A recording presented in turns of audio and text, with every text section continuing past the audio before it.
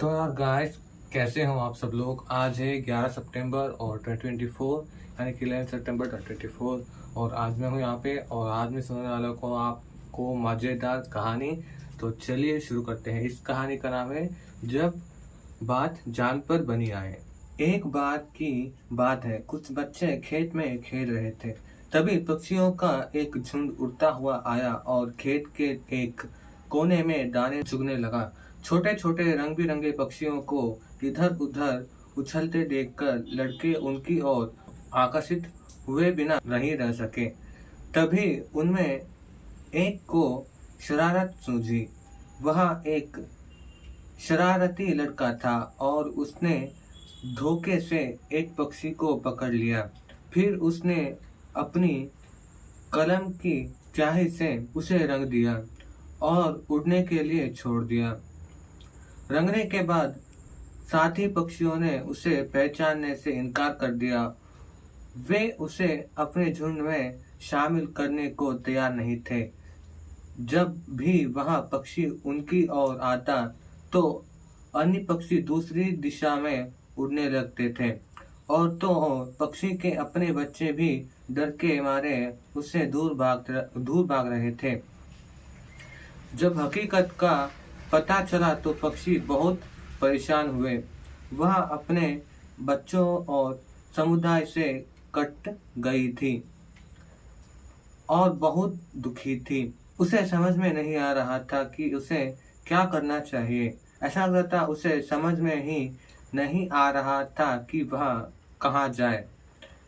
बेचारा पक्षी ना तो उड़ पा रहा था और ना ही बैठ पा रहा था, इसलिए वह बहुत देर तक एक ही जगह बैठा रहा। इसी बीच उस शरारती लड़के ने उसकी ओर एक कंकड़ फेंका। कंकड़ लगते ही पक्षी बेहोश हो गया। उस शरारती लड़के ने पक्षी को उठाया और उसके पंख नोचने लगा। अच्छा तो यहाँ हुआ कि दूसरे लड़कों में से एक दयालु निकला। उसने पक्षी पर ठंडा पानी छिड़का दिया। पक्षी को होश तो आ गया, लेकिन उसे ऐसा लगा जैसे उसके शरीर के हर हिस्से में चुभन की वजह से उसे दर्द हो रहा हो। पंख नोचने की वजह से उसे बहुत दर्द हो रहा था।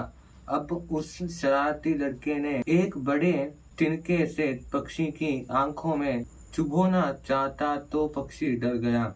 उसने अपनी पूरी ताकत लगा दी ताकि वह लड़के की पकड़ से छूट पाए। बेचारा पक्षी उछल कूद कर लड़के की पकड़ से छूटना चाहता था, लेकिन वह लड़का उसे फिर से पकड़ने के लिए उसके पीछे दौड़ रहा था।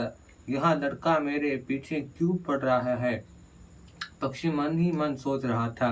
वह रो भी रही थी और उसका एक पंख जड़ से टूट गया था। इसकी कारण उसे बहुत पीड़ा हो रही थी।